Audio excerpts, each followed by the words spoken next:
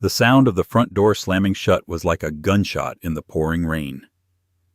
David Fletcher watched from the grand two-story window of his study as his wife of 15 years, Vivian, dragged her suitcase down the slick cobblestone drive. He held a glass of expensive Macallan 25, the amber liquid swirling. "And don't bother coming back," he yelled, though she couldn't hear him. He'd just kicked her out of the house. His house. He was the CEO of Paul Cross Industries, a king in his own empire. She was nothing. Just a wife. What he didn't know, what he couldn't possibly fathom, was that the woman shivering in the taxi was not just his ex-wife. She was his new boss. The fight had been brewing for months, a low, toxic humidity in the air of their 12,000-square-foot Georgian mansion in Greenwich, Connecticut. But tonight it had finally broken. David Fletcher had come home triumphant. He'd just closed the Kenjutsu acquisition, a multi-billion-dollar deal that would solidify his legacy as the most brilliant CEO Paul Cross Industries had ever seen. He was 45, broad-shouldered, with a lion's mane of silvering hair and a voice that commanded boardrooms and silenced dinner parties. He expected adulation. He expected his wife Vivian to be waiting with a smile, a drink, and breathless admiration. Instead, he found her in the main atrium, standing beside a small, packed suitcase. Vivian Grace was a woman who had become adept at fading into the background. She was slim, with quiet, intelligent eyes and dark hair she usually kept in a simple twist. She had been the perfect corporate wife, elegant, silent, and supportive. Tonight, however, her silence was different. It was cold. "Where are you going?" David had barked, shrugging off his custom trench coat. "I was going to ask you the same question, David," she replied, her voice dangerously steady. She held up a small platinum earring. "This isn't mine. I found it in our bathroom, under your sink." David's face, usually so composed, flickered with annoyance, not guilt. "So what? We had a small celebration after the signing. Things got a little wild." "A celebration, David? Her name is Sophia Hayes. She's 26. She's an intern in your marketing department. And according to your credit card statements, you've been celebrating with her for 6 months. Paris, the Hamptons, a lease on a condo in Tribeca." David actually laughed. It was a short, sharp, dismissive sound. "You've been spying on me. After everything I've given you, this house, the cars, the access. You live like a Queen Vivian, and you contribute nothing." "Nothing?" The word was quiet, but it vibrated with a sudden unfamiliar force. "I managed this estate. I raised I managed your social life. I entertained your clients. I sat smiling while you took credit for ideas that what?" he sneered, stepping closer. The smell of whiskey and an expensive floral perfume, Sophia's perfume, rolled off him. "Ideas you had? You haven't had an original thought since we met. You were just Arthur Grace's timid daughter, and you'd be nothing without me. I took your father's legacy, that dusty old company, and I made it a global powerhouse. I did that." "My father," she whispered, and the look in her eyes was one of pure distilled ice. "My father trusted you." "Your father was a good man, but a soft-hearted fool," David snapped. "He didn't have the killer instinct. I do. And I am tired of dragging your dead weight behind me. This thing with Sophia, it's an upgrade. It's what I deserve." "You deserve—" Vivian took a deep breath, visibly composing herself. "I want a divorce, David." "Good." He smiled a predator's smile. "I'll have Marcus Ryland draw up the papers. You'll get the standard settlement. You'll be comfortable. Now, if you're quite finished—" He turned to go up the sweeping staircase, but Vivian's voice stopped him. "I'm not signing an NDA." David turned back slowly. "What did you say?" "I will not be silent about your infidelity. I will not protect your reputation. The standard settlement isn't going to cut it, David." A dark, dangerous rage twisted David's features. This was not in his script. She was supposed to cry, to beg to be broken. She was not supposed to negotiate. "You're in no position to demand anything," he hissed, walking down the stairs until he was inches from her face. "You think you can fight me? You have no money of your own. You have no power. Everything you own because my name is on it. This house. My house. The art on the walls. My art. The car in the drive. My car." He pointed a thick finger toward the door. "You want to fight, fine. Fight me from a hotel room. Get out. Now." "David, you can't be serious. It's pouring. My name is on the deed to this house as well." "A technicality," he roared. He grabbed her thin arm, his fingers digging in. "A legal courtesy. I paid for this house with my bonuses. The bonuses I earned." He didn't just push her. He physically dragged her and the small suitcase to the massive oak doorway. He wrenched it open, and the cold, wet wind of the October night blasted into the warm foyer. "You want a war, Vivian. You just lost. Get out of my house." He threw her suitcase onto the wet cobblestones, where it popped open, spilling a few items of simple clothing. He didn't shove her, but his presence was so menacing, so violent, that she stumbled backward over the threshold and onto the steps. "You will regret this," she said, not as a threat, but as a simple, chilling statement of fact. She rightened her feet, her rain-soaked hair clinging to her face. "I'm already forgetting you," David spat. He slammed the door. The heavy thud of the bolt sliding into place echoed in the night. Inside, David Fletcher poured himself another drink. He felt a rush of adrenaline, of pure, unadulterated power. He'd finally cut the last tie to the old world, to Arthur Grace's sentimental nonsense. He picked up his phone and dialed. "Sophia. Hey." "Yeah, it's done. No, she's gone. For good. Why don't you come over? Bring that bottle of Dom we were saving. The house is all ours now." Outside, Vivian Grace stood in the driving rain for a full minute. She didn't shiver. She didn't cry. She simply stared at the house. Her house. The house her father had built. The house David had just claimed as his. She pulled out her phone, shielding it from the rain. She made one call, not to a friend, not to a hotel, but to a number she hadn't dialed in years. "Mr. Cole," she said, her voice clear and strong over the storm. "It's Vivian. Vivian Grace.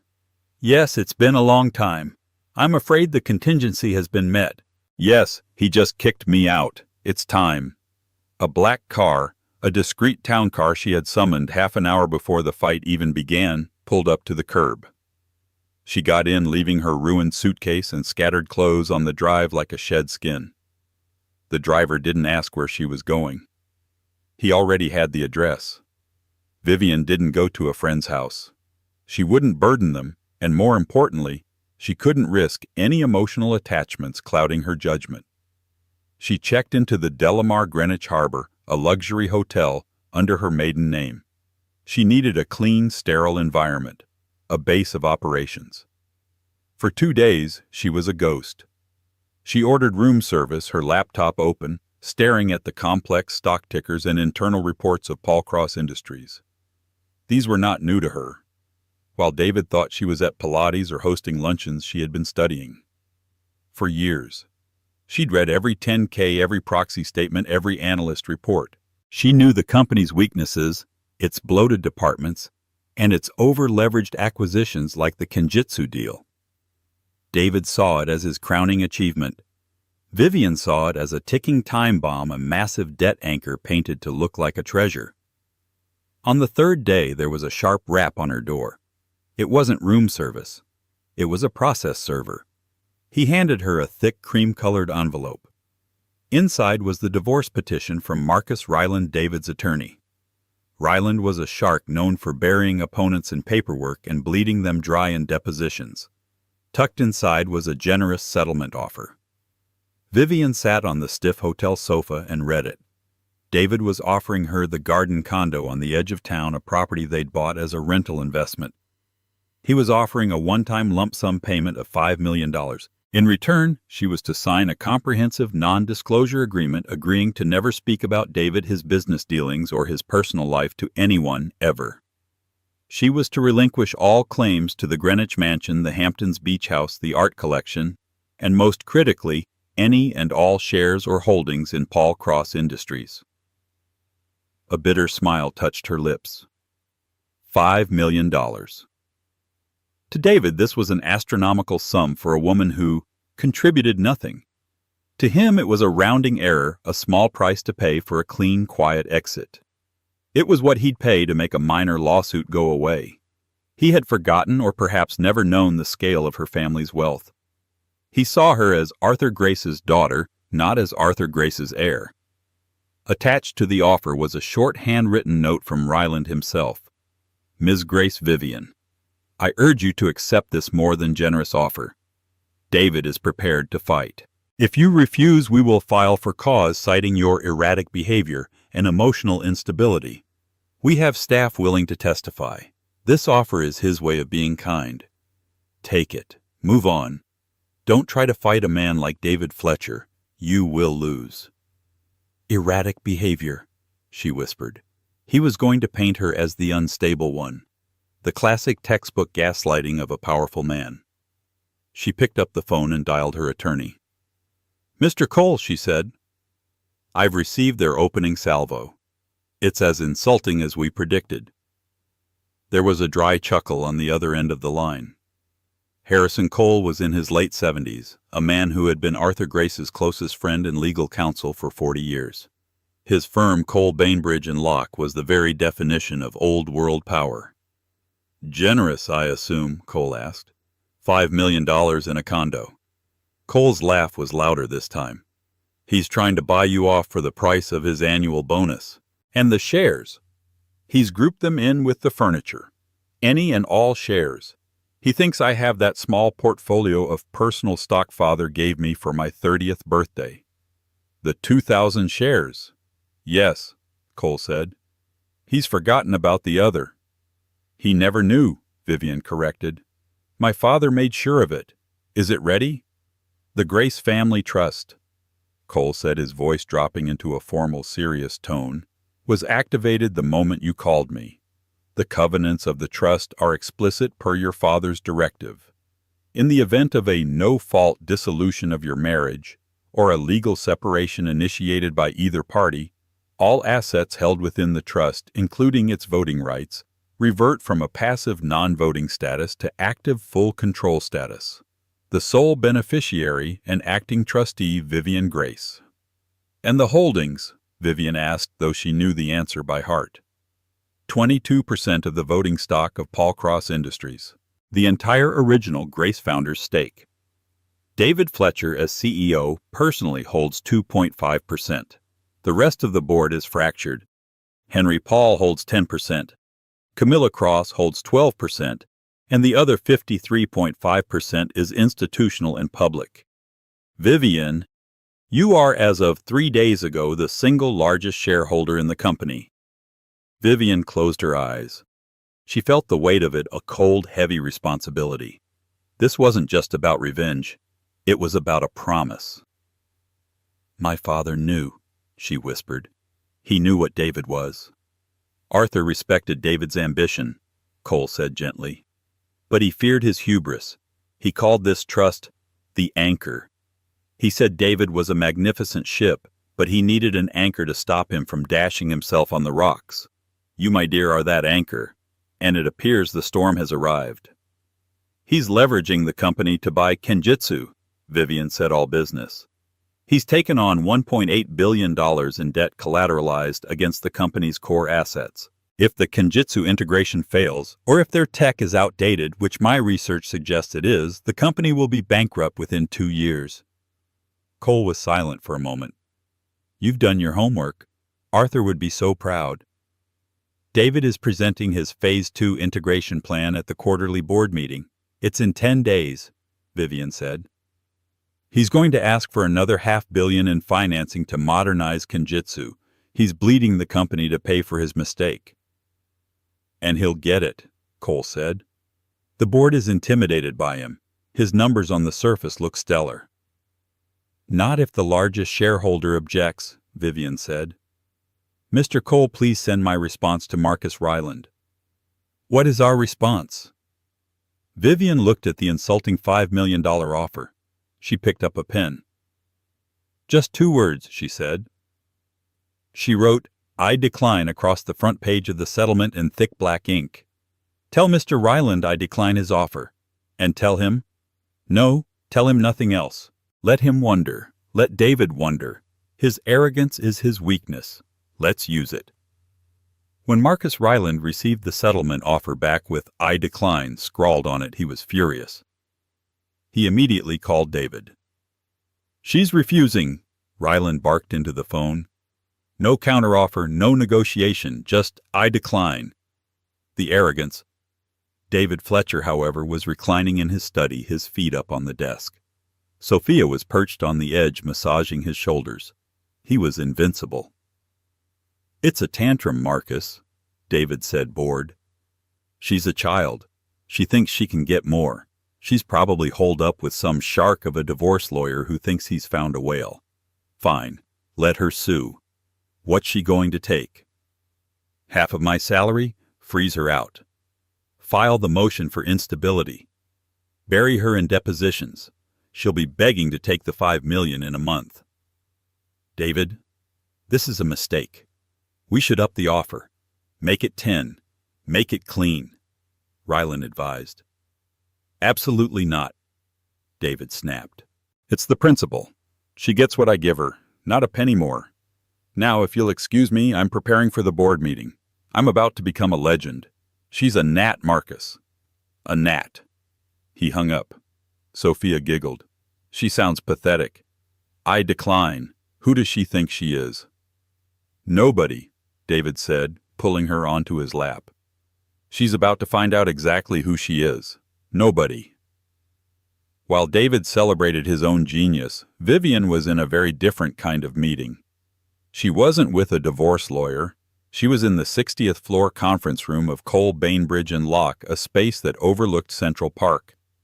The room was populated by the heaviest hitters Harrison Cole could assemble. There was Damian Richter, a forensic accountant who could find a single fraudulent penny in a mountain of data.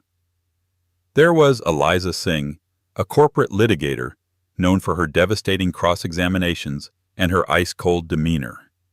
And there was Harrison Cole, himself, the patriarch holding a slim file. "Welcome, Vivian," Cole said. "Mr. Richter, Ms. Singh, this is Vivian Grace. She is the new controlling voice of the Grace Family Trust." Damian Richter, a man who looked more like a librarian than a bulldog, nodded. "Ms. Grace, I've begun a preliminary off-site review of the Paul Cross financials based on the public filings. Your husband is either a genius or the most reckless gambler I've ever seen." "He's a gambler," Vivian said firmly. "He's betting the entire company on the Kenjutsu acquisition." "And the Kenjutsu acquisition is a house of cards," Richter said, pushing his glasses up. "Their key patents expire in 8 months. Their R&D division has been gutted. David Fletcher didn't buy a tech leader. He bought a hollowed-out brand and a list of obsolete clients. He paid $1.8 billion for a company worth at best $300 million. Eliza Singh, who had been silently observing, finally spoke.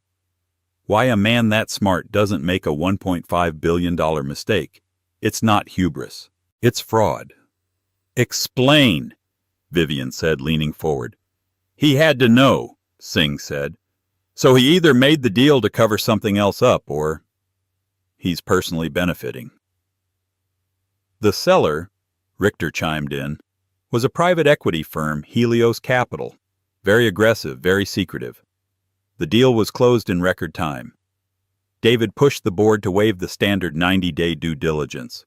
He claimed it was a competitive, time-sensitive offer." "He wanted it closed before anyone could look at the books," Vivian murmured. "My God." "Exactly," Richter said. "And here's the interesting part. Helios Capital's primary bank is a small private bank in the Cayman Islands. The same bank, it turns out, that holds the mortgage on Mr. Fletcher's new acquisition in Tribeca, the one he bought for his mistress." The room went silent. "He's compromised," Eliza Singh said, a small, grim smile on her face. "They didn't just sell him a bad company. They blackmailed him. Or worse, they paid him. A kickback. He sold out his own company his shareholders to push this deal through, and they paid him off by funding his personal life. Can you prove it? Vivian asked. Not from the outside, Richter admitted. We need access to the internal servers. We need the wire transfer records. We need the CEO's expense reports and communication logs. Which we can't get, Cole said without cause. David's board meeting is in 10 days, Vivian said. He's going to ask for more money. If the board gives it to him, he'll pour it right into that black hole. He'll bankrupt the company to cover his own tracks. So what's the play? Singh asked, looking directly at Vivian. You can't just walk into the board meeting. You're the mysterious Grace Family Trust. You'll show your hand too early. He'll lawyer up and stall for months. Vivian looked at the faces around the table. They were her father's army, and she was her father's daughter. No, Vivian said. We don't go for David, not yet. We go for the company. We save the company from David. She turned to Cole. Mr. Cole, how do the other board members feel about David? Henry Paul finds him brutish and impulsive. Henry's an old-guard, slow and steady man. Camilla Cross thinks he's a misogynist, but she's terrified of his numbers. She won't vote against him without cover. Then we give her cover, Vivian said. We don't reveal my identity. Not yet. We act as the trust. Ms. Singh, I want you to file an emergency injunction. On what grounds? On the grounds that the single largest shareholder has been denied access to the materials for the upcoming board meeting, Vivian said. The trust demands a full independent audit of the Kenjutsu acquisition before any new financing is approved. We're not accusing David of fraud. We are accusing him of reckless endangerment of corporate assets and breach of fiduciary duty. We're not attacking him personally. We're questioning his competence. Eliza Singh began to smile. That's beautiful. It's not a divorce proceeding. It's a shareholder action. It bypasses Ryland completely. It goes straight to the company's general counsel. And David will be legally obligated to respond. He won't just respond, Cole said, catching on. He will panic. He'll assume it's one of the other board members, probably Henry Paul, coming at him through a trust. He won't see you coming. Exactly, Vivian said. He'll be fighting shadows. And while he's distracted Mr. Richter, I want you to find that money.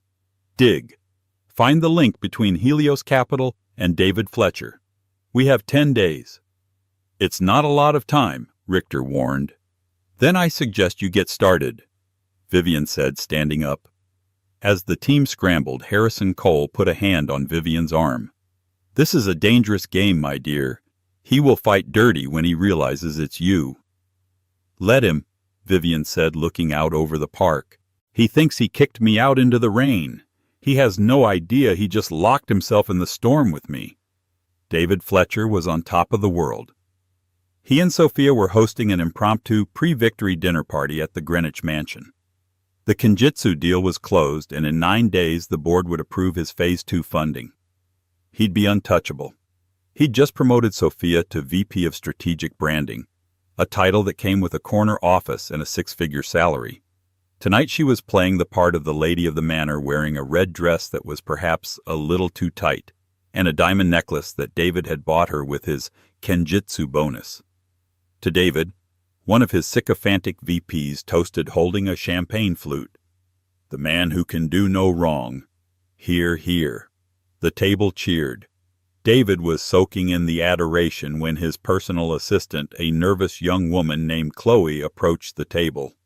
Mr. Fletcher, I'm so sorry to interrupt, but a courier just delivered this. It's marked urgent, legal, and confidential.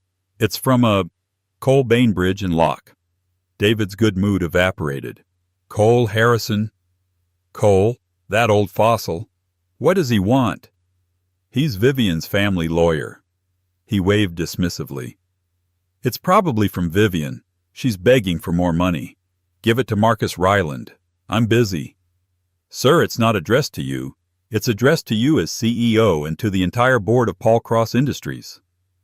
Now David was annoyed. He ripped the envelope open, annoyed at the intrusion. His smile faded as he read the first lines. This letter serves as formal notice.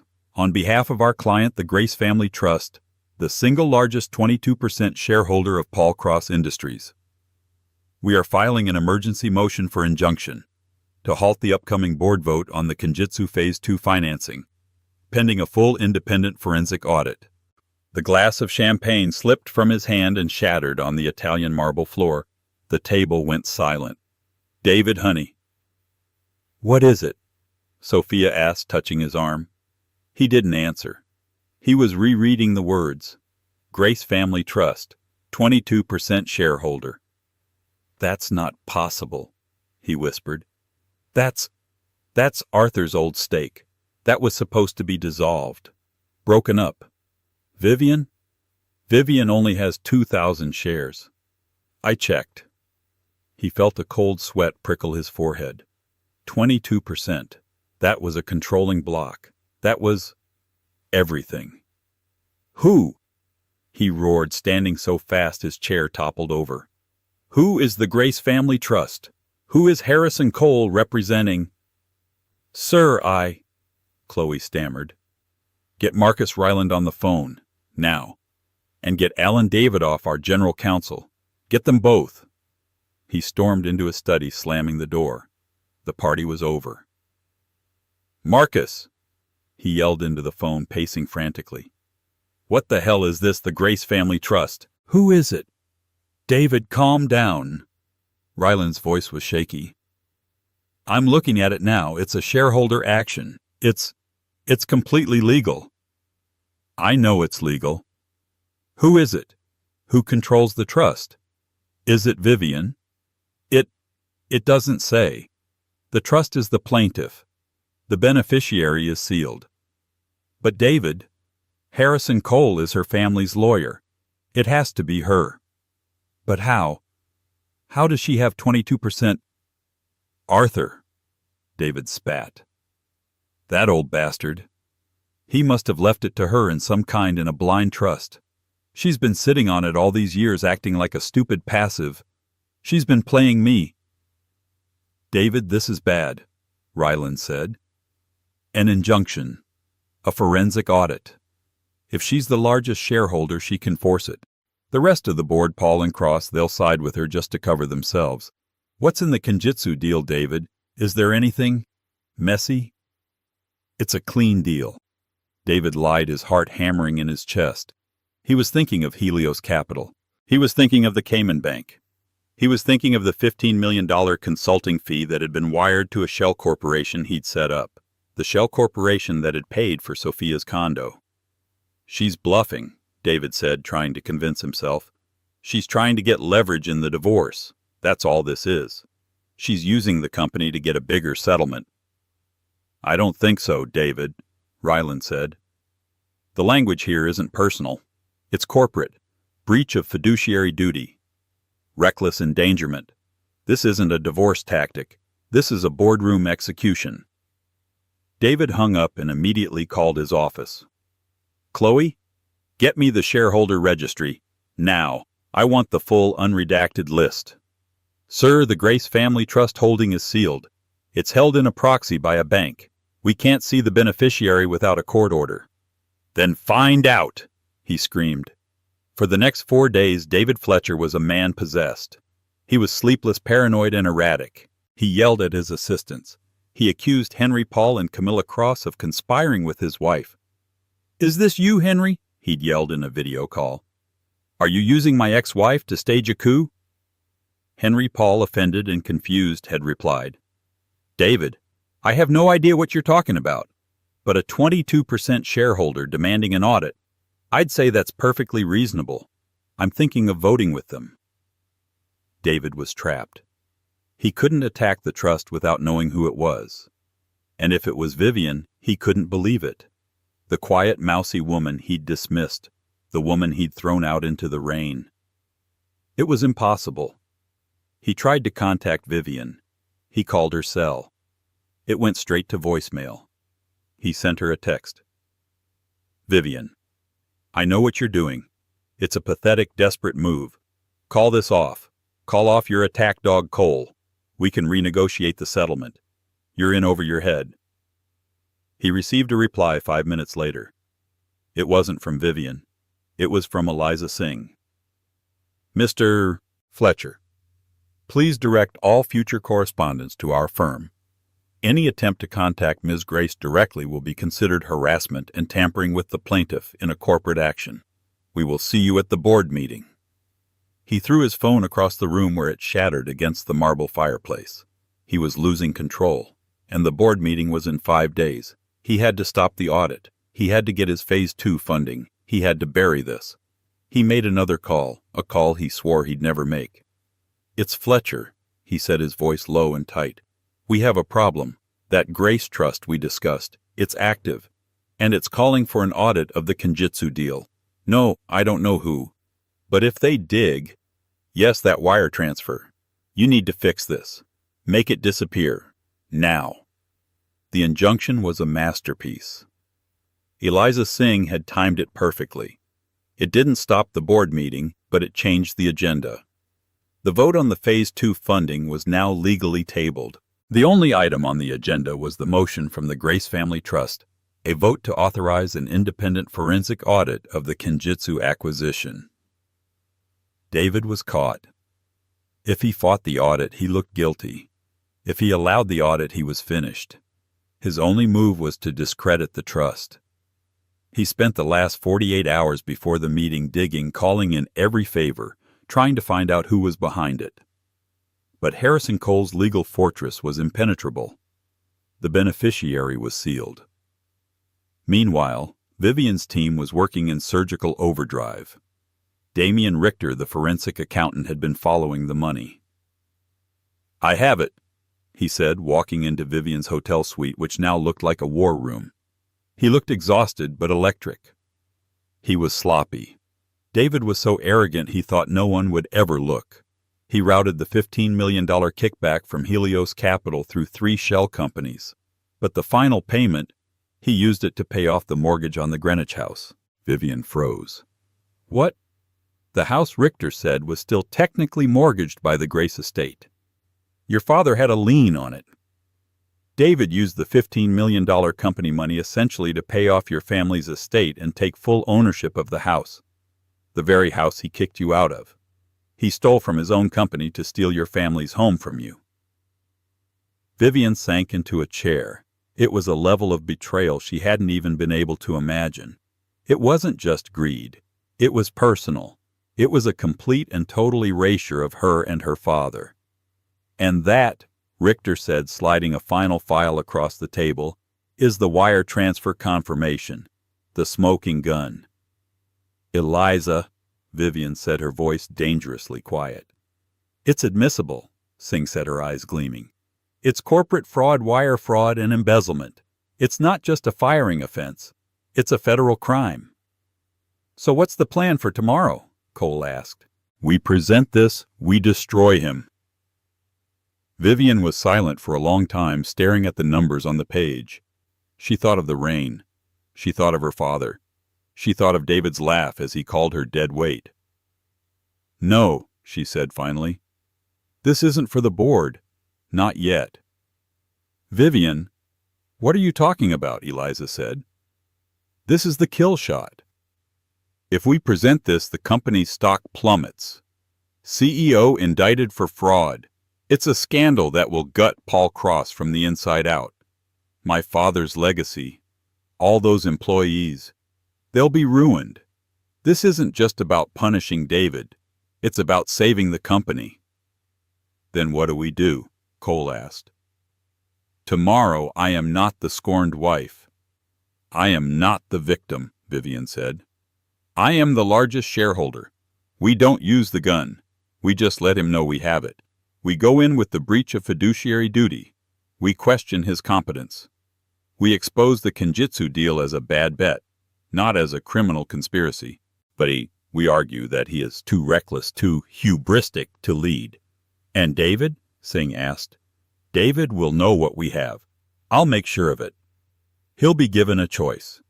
He can either resign quietly citing personal reasons and hand over his 2.5% stake to the company, or we release the audit. You're going to let him walk. Eliza was aghast. "He's not walking." Vivian said, her eyes like steel. "He's going to be ruined. His reputation will be gone. His money will be gone. The divorce will take the rest. But the company will be seen as righting the ship. New leadership. The stock will stabilize. This is how we save Paul Cross. We cut the cancer out cleanly." Harrison Cole smiled. "That, my dear, is exactly what your father would have done." "One more thing," Vivian said. She picked up her phone and dialed. "Chloe?" "Yes, this is Vivian Grace." "No, I'm fine. I need you to do something for me. I know you've been Mr. Fletcher's assistant for 5 years. Yes, I know he's been difficult. I am offering you a new position, executive assistant to the office of the chairman. But first I need you to place one item on the boardroom table. At Mr. Fletcher's seat. No one else's. Yes, a single sheet of paper in a sealed black envelope." She told Chloe what the paper was. It was the wire transfer confirmation. The 48th floor boardroom of Paul Cross Tower was a cathedral of glass and steel overlooking the New York skyline. The mood was Arctic. The long black marble table seated 12, but today only 5 people were present. David Fletcher at the head of the table. He looked haggard, his suit immaculate, but his face pale and drawn. Henry Paul, son of the co-founder, a man in his late 60s who valued tradition and stability above all. Camilla Cross, daughter of the other co-founder, sharp progressive, and a numbers woman. Alan Davidoff, the company's general counsel, looking like he was about to be sick. And at the far end of the table, a single empty chair with a speakerphone in the middle. This was for the representative of the Grace Family Trust. David gripped the edges of the table. He was ready for a fight. He was going to paint the trust as a hostile outside agitator trying to greenmail the company. He was going to defend the Kenjutsu deal as a bold, forward-thinking move. "Let's get this over with," David said, his voice grating. "As you all know, an anonymous entity, the Grace Trust, has filed a frivolous motion to stall our progress. I urge the board to vote no on this absurd audit so we can get back to the business of—" "Before you begin, Mr. Fletcher," Henry Paul interrupted, his voice dry, "I believe the representative for the trust is dialing in." The speakerphone in front of the empty chair lit up. "This is Harrison Cole of Cole, Bainbridge & Locke, acting as counsel for the Grace Family Trust." The old lawyer's voice filled the room. "The trust, however, will not be dialing in. The primary beneficiary will be attending in person." David's head snapped up. "What? That's not protocol. Who is it?" As if on cue, the double doors to the boardroom hissed open. 2 people walked in. The first was Harrison Cole holding a leather briefcase. The second was Vivian Grace. She was not the woman David had thrown out. That woman was gone. This Vivian was dressed in a dark charcoal gray suit perfectly tailored. Her hair was pulled back in a severe, elegant chignon. Her face was calm, composed, and utterly unreadable. She walked with a silent, powerful grace that commanded the room. David Fletcher's blood ran cold. He visibly shrank in his chair. "Vivian, what? What is this? This is a closed board meeting. Get her out of here, Alan." "I'm afraid she has every right to be here, David." Henry Paul said, a slow smile dawning on his face. He was finally understanding. "Mrs. Fletcher, Ms. Grace, is the Grace Family Trust," Harrison Cole announced. "She is the sole beneficiary and acting trustee of her father's 22% founder's stake. She is in fact the largest shareholder at this table." Camilla Cross let out a low whistle. "Well, this just got interesting." Vivian said nothing. She simply walked to the empty chair and sat down, placing a slim file in front of her.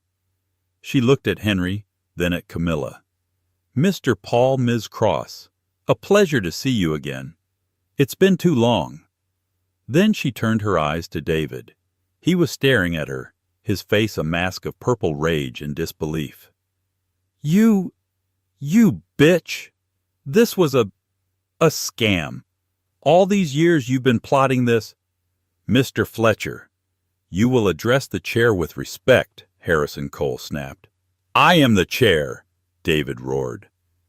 Actually, no, Camilla Cross said, checking the company bylaws on her tablet. The largest attending shareholder has the right to chair a special meeting. That would be Ms. Grace. Vivian. The floor is yours. Vivian looked at David. Her gaze was not one of hatred. It was one of pity. It was the look a scientist gives a specimen under a microscope. David, she said, her voice clear and carrying. Before we discussed the motion, did you happen to see the document I had placed on your desk this morning? David's eyes darted down. He'd been so panicked he hadn't noticed the slim black envelope. His hands trembled as he tore it open. He pulled out the single sheet of paper. He read it. It was the wire transfer, the $15 million from Helios Capital's shell company, the payment to the Grace estate to buy the house. All the blood drained from David's face. He looked up at Vivian, his mouth open, making a small gasping sound. He wasn't just beaten, he was destroyed, and he knew she knew. That, Vivian said quietly, for his ears only, is the audit, or a preview of it. She then turned to the rest of the board. Ladies and gentlemen, I have called this meeting because Paul Cross is in grave danger.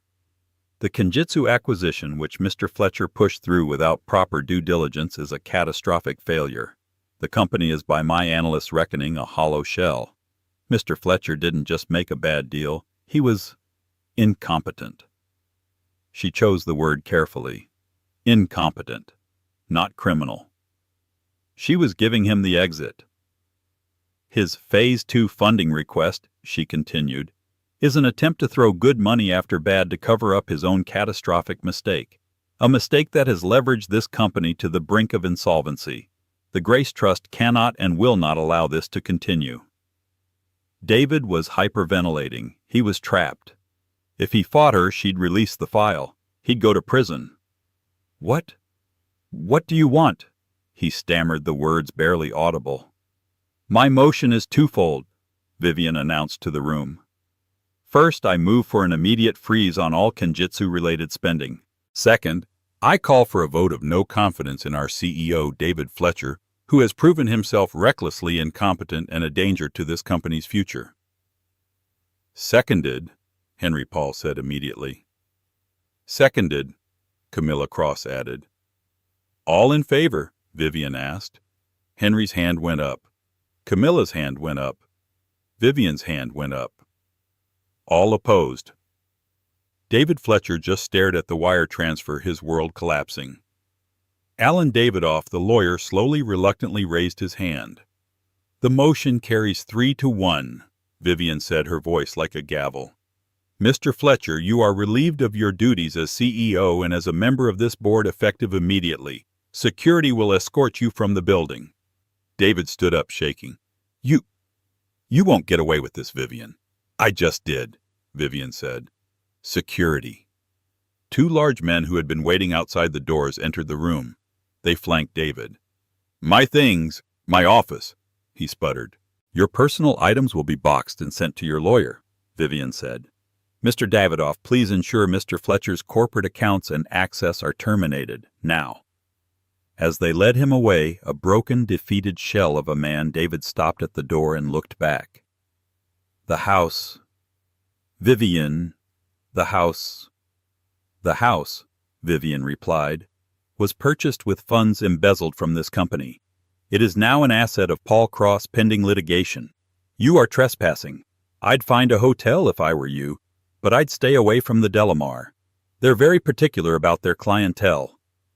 He was gone. The room was silent. Henry Paul finally let out a long breath. My God, Arthur, your daughter is a lion. Vivian simply nodded. Now, gentlemen, Ms. Cross, let's talk about how we save our company. The news of David Fletcher's departure hit the Paul Cross Tower like a controlled demolition.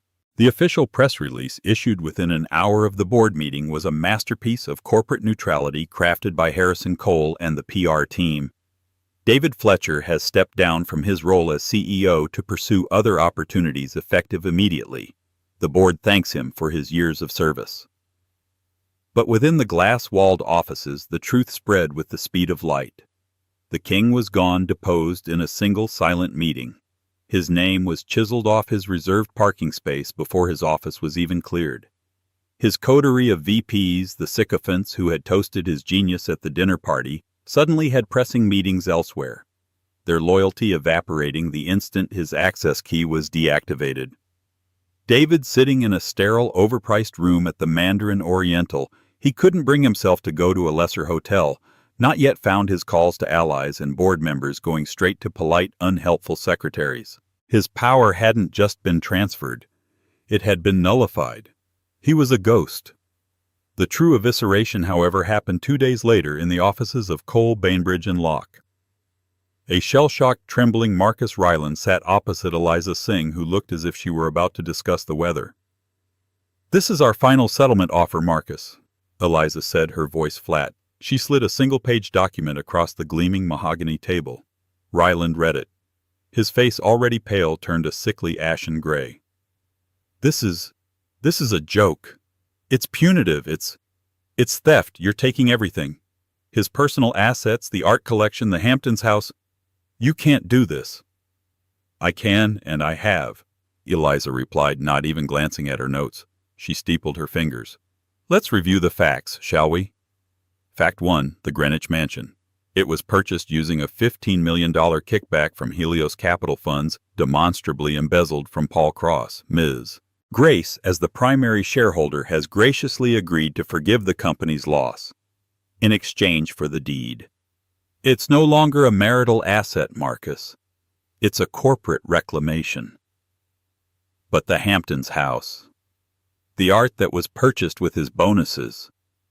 Ryland sputtered, desperation creeping into his voice. "Ah, yes, the bonuses," Eliza said, allowing a small, cold smile.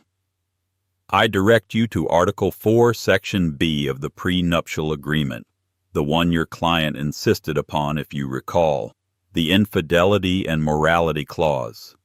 His documented long-term affair with Ms. Sophia Hayes, complete with Amex receipts for hotels, jewelers, and a leased condo in Tribeca, voids all his claims to a 50-50 split of non-corporate assets. He broke the contract. He gets nothing.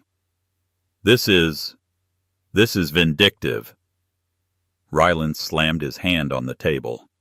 Eliza leaned forward, her eyes narrowing to slits. "Vindictive, Mr. Ryland, vindictive would be forwarding the full file on my desk, the one detailing wire fraud, embezzlement, and conspiracy, to the U.S. Attorney for the Southern District of New York. What this is," she tapped the paper, "is a gift. This document ensures my client's silence on his criminal activities. This is not a negotiation. This is an abdication." "What about his shares?" Ryland whispered, utterly defeated.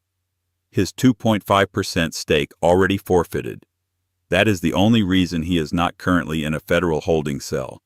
He will walk away with his personal bank account, which after your fees will be negligible, and his cufflinks. Tell him not to contact Ms. Grace or the company ever again." As for Sophia Hayes, her corporate revolution was short-lived. Her new high-limit corporate card was declined at a Chanel boutique on Fifth Avenue. By the time she got back to the Tribeca condo, fuming, the locks were changed. Her new title and corner office rescinded.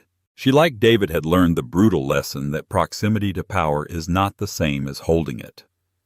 The 6 months that followed were grueling. Vivian wasn't just a figurehead. She was a wartime general. She was named permanent chairwoman of the board by a unanimous vote from Henry Paul and Camilla Cross, who were both deeply impressed and frankly a little terrified by her quiet competence and ruthless efficiency. "She cut out the rot without killing the patient," Henry had remarked to Camilla over coffee. "Her father was a builder. She's a surgeon." Vivian's first move was to authorize the very audit she had threatened. The results were, as she expected, horrifying. The Kenjutsu deal was a black hole of debt and obsolete tech. She and the new CEO she'd promoted, a sharp, no-nonsense woman from operations named Maria Torres, made the brutal decision. "We sell it," Vivian said in a late-night meeting, rubbing her temples. "We take the loss. We write it down as the Fletcher folly. We'll take the hit to our stock once and then we will rebuild on a foundation of truth. No more egos, no more lies. They sold the hollowed-out company for scrap, taking a staggering $1.7 billion loss. But the market, seeing the decisive action, the immediate house cleaning, and the new transparent leadership, didn't panic. The stock dipped, then stabilized, then began to climb. Vivian poured the company's remaining capital not into flashy acquisitions, but into its people, into the R&D division her father had started, the one David had starved for a decade. She didn't just save the company, she was restoring its soul. Tonight, Vivian returned home. Not to a hotel, not to a condo, but to the Greenwich mansion. It was hers. The air was different.